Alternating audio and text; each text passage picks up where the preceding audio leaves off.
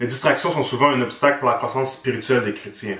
Alors aujourd'hui, je te présente quelques signes pour t'aider à identifier la distraction.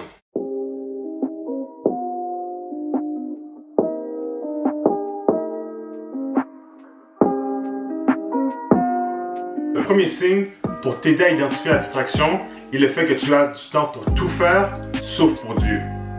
En d'autres termes, ton attention est centrée sur tout, sauf sur Dieu. Par exemple, tu peux avoir le temps pour faire tes études, tu peux avoir du temps pour ton emploi, pour ton travail, tu peux avoir le temps pour tes objectifs que tu t'es mis pour le gym, pour t'entraîner, tu peux avoir du temps pour tous tes projets que tu veux faire, mais quand c'est pour mettre du temps de côté pour Dieu, tu n'arrives pas à le faire. Tu attends de tout faire, tu avances dans tout ce que tu as prévu d'avancer, tu as du temps pour tous tes projets, tu as du temps pour tous tes intérêts, pour toutes les choses que tu fais dans ta vie, sauf pour lire la parole de Dieu, sauf pour passer du temps dans la présence de Dieu. Donc ça, c'était le premier signe. Le deuxième signe de la distraction est le fait que tu ne grandis plus spirituellement. En d'autres termes, tu as de la stagnation.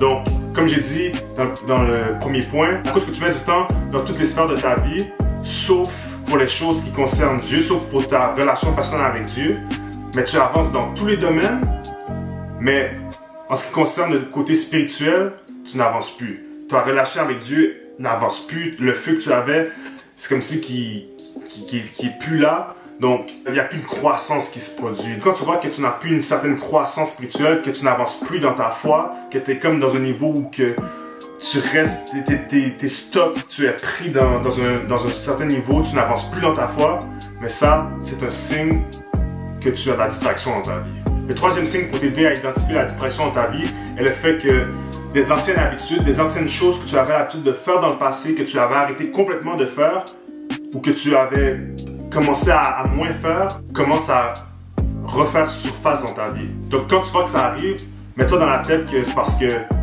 tu as la distraction. Si tu avais arrêté de les faire, c'est pour une raison. Donc si ils resurfacent, si tu vois qu'ils reviennent dans ta vie, c'est peut-être à cause que tu es distrait dans ta relation avec Dieu, c'est peut-être à cause que Dieu n'a plus toute l'attention que tu lui avais laissée auparavant. Donc certaines habitudes reviennent. Donc ça, c'est vraiment un gros signe qui montre que tu as de la distraction. Le quatrième signe pour t'aider à identifier la distraction dans ta vie est le fait que tu oublies ton identité. Tu oublies qui Dieu t'appelle à être et qu'est-ce qu'il t'appelle à faire. Donc, peut-être que Dieu t'a parlé, t'a déjà montré qu'est-ce qu'il t'appelle à faire dans le futur.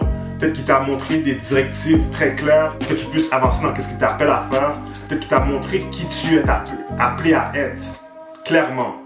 Mais à cause que tu as de la distraction, c'est comme si que cette vision-là commence à être un peu vague. C'est comme si que tu ne la vois plus aussi clairement comme qu'il te l'avait montré. Donc ça, c'est un autre gros signe que tu as de la distraction. Quand tu es centré sur Dieu, tu sais que Dieu va toujours te rappeler de ce qu'il t'appelle à faire. Il va toujours te montrer qui tu es. Il va t'aider, il va te montrer, il va te donner la force pour que tu puisses avancer dans ce qu'il t'appelle à faire.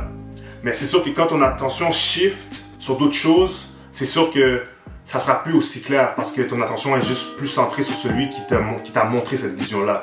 Donc ça, c'est un autre gros signe de la distraction. Donc, je t'encourage vraiment à demander à Dieu de te révéler quelles sont les choses qui sont une distraction pour toi dans ta vie afin que tu puisses te discipliner et les éliminer, faire les changements nécessaires pour que tu puisses continuer à avancer dans ta vie spirituelle. Parce qu'oublie pas, le plus important, la base de ta vie doit être le Seigneur Jésus. Donc, je t'encourage vraiment à lui demander ton aide de te discipliner et aussi à faire ta part. Parce que le Seigneur peut te montrer certaines choses que tu dois remettre, que tu dois ajuster. Mais tant que nous, on ne prend pas la décision de faire certains pas, mais lui ne peut pas se permettre de faire les changements. Donc, oui, le Seigneur a sa part à faire, mais tu as une grande part à faire aussi. Donc, sur ce, si tu as aimé cette vidéo, prends le temps de like, prends le temps de partager. Si tu as des questions, prends le temps de commenter et je te répondrai le plus vite que possible et de la meilleure manière que je peux. Sois béni et n'oublie pas de marcher par la foi. Stay blessed.